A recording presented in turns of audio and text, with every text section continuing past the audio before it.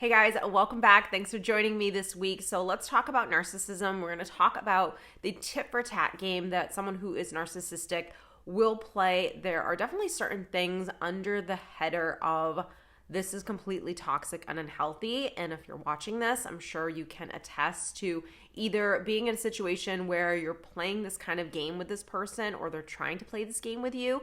And it's really important to understand the tit for tat game in general, because I don't think a lot of people even understand that they are in this cycle, in this dysfunctional loop with this type of personality, but then how to kind of like get off the roller coaster and not stay entangled in this drama with this person. If you're unaware that this game is actually going on, you can feel extremely drained, exhausted, resentful. You could have your boundaries violated and you're just taken advantage of in such a really dysfunctional, manipulative way. Or like I said, you could become really angry and resentful because you're being very reactive to the game that this person is playing with you. One of the most annoying and egotistical traits of someone who is narcissistic is their uncanny desire to win. So life is basically a competition. Life is a matter of who's winning and who's losing. And when you're new to this and you don't really understand what's going on or the creature that you're dealing with, you don't even see this game. And that's what's very dangerous about this type of personality, is because if you're not aware of this, then you're not going to see the game. You're going to get entangled in it. You're going to get taken advantage of. Your boundaries are going to be violated, and you're going to be left feeling exhausted, defeated, angry, resentful, frustrated, etc. Now, this desire to win obviously stems from a deep rooted insecurity that is within this type of person. And most people, again, can't really see that because what they're seeing is the mask. They're seeing the charismatic, they're seeing the charming, they're seeing the outgoing personality, they're seeing this like just person who's very relentless on getting what they want. I think it's really important that you understand the creature that you're dealing with. I think it's important to understand the insecurities and the low self-esteem and how this person has a complete inability to soothe themselves and fill themselves up inside. When you really start accepting who this person is, then you can see the dynamic. You can see the manipulation. You can see all the ways that this person is trying to guilt or shame you into getting what they want out of the situation. Or you can see the tit for tat game that they're playing where they're basically trying to actually cut you at your knees. This desire to win and this relentless ability to keep kind of pushing until I can get exactly what I want, this basically comes because this person has an inability to produce their own happiness. So if I don't know how to cultivate that for myself, if I don't have a healthy inner sense of self, if I don't have any self-confidence or self-esteem, because remember, what you're seeing is just a mask, what you're seeing is just an act. It's not genuine. It's just a person playing a multitude of characters in this game of life, trying to fit into these molds of what they think will give them happiness or what they think people want from them. So there's no real genuine, authentic self there because it's been blocked off.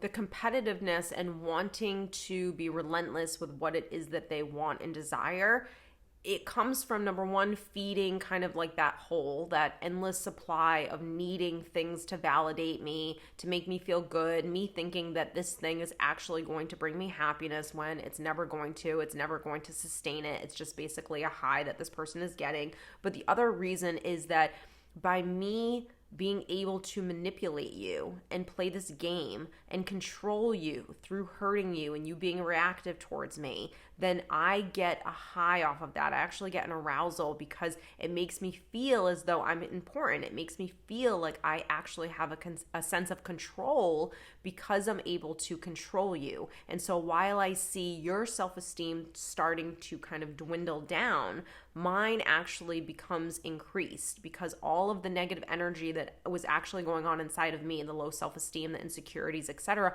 have been projected onto you, and now you're reactive towards me, and now the shift of energy actually starts to happen. And this is why if you're dealing with anyone who's either negative or toxic and you are perfectly fine, and you walk into the room and you have a conversation with them or you engage with them in any way and you become reactive and now you're entangled in this drama conversation, your energy starts to get depleted and theirs actually starts to rise. So it's this kind of like exchange of energy that goes on between you and this toxic person. When you are unaware of all of these things, you go on the ride with this person and you end up getting depleted and defeated and resentful and angry. And what we're trying to do is get you to understand this game and understand why someone's doing what they're doing, and for you to actually get off the hamster wheel. There's only two reasons that this person is even playing this game with you, this tit for tat. Number one, it's to control you. Number two, it's to get what they want out of you. Now, the game could be, I want to get something from this, meaning I want you to give me this favor, and so I'm going to play this tit for tat game with you. Or it could actually be punishment for you not giving this person what it is that they actually desired. I think a lot of the times the problem happens because this game is only played between someone who is a taker, manipulative, narcissistic, and a quote good person or naive person or a codependent person. So when this good person is just trying to play nice in the sandbox, when this good person is just trying to play fair and do the right thing, and they think that they're dealing with someone who also is going to just be a healthy, normal adult and play nice in the sandbox, it becomes this battle between using the guilt, using the shame, using the manipulation on you to get you to change and conform to give this person what they want.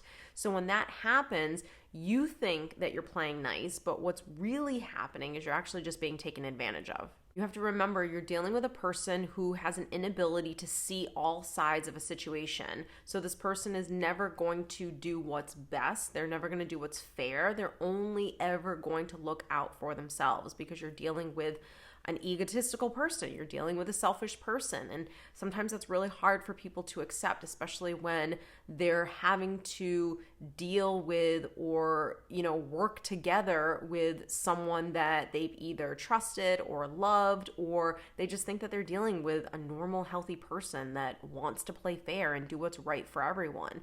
And that's not really ever going to happen. So if you can take a step back and see the relationship and see the dynamics between you two, you'll start to see the pattern that's always happened in this relationship, that every single time you did something nice or every single time you went above and beyond, there was always something that you wanted or always something that you asked for after the fact.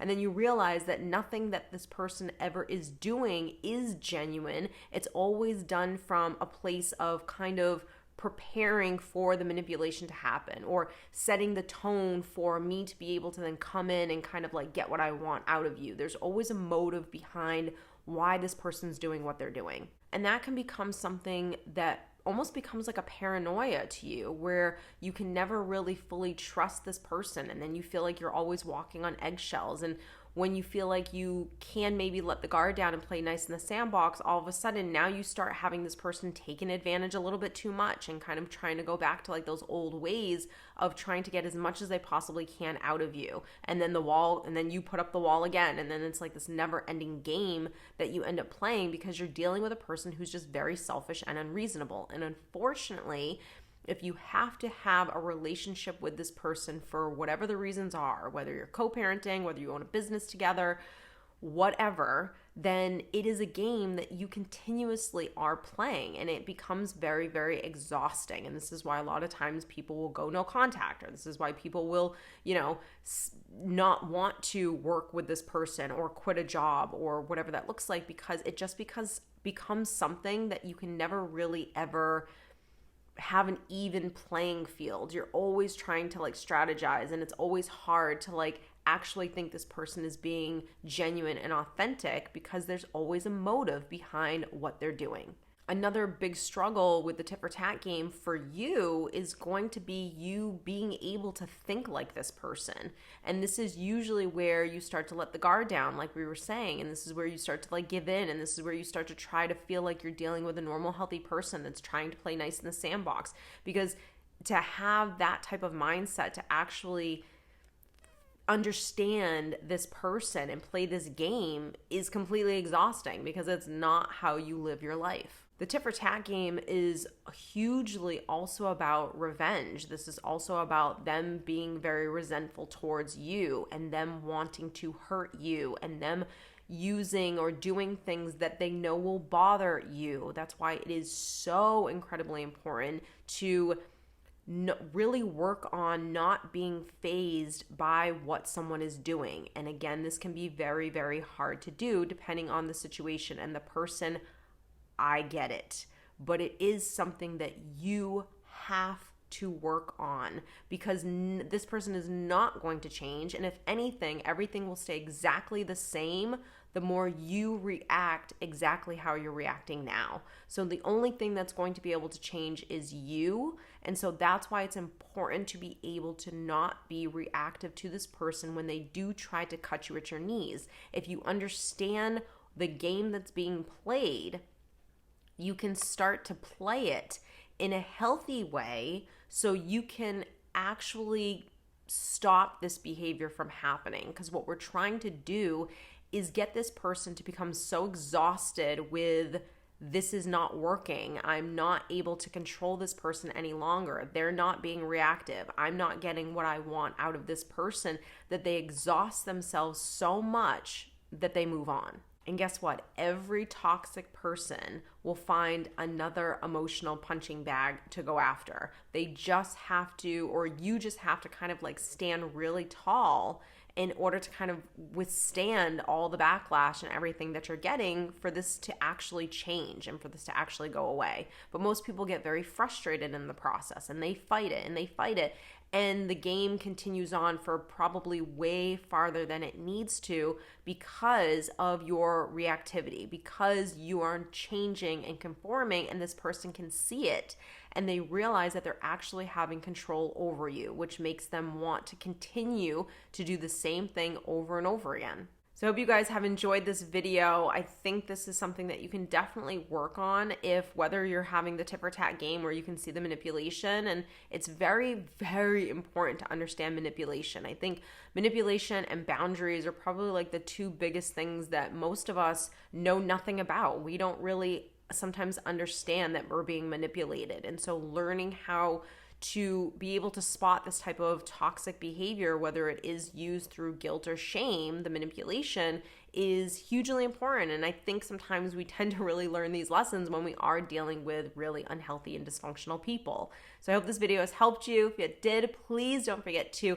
like it down below and comment on your specific situation. Are you dealing with a tit for tat person, and what is the tactic that they like to use on you? So thanks guys for joining, and I will see you next week.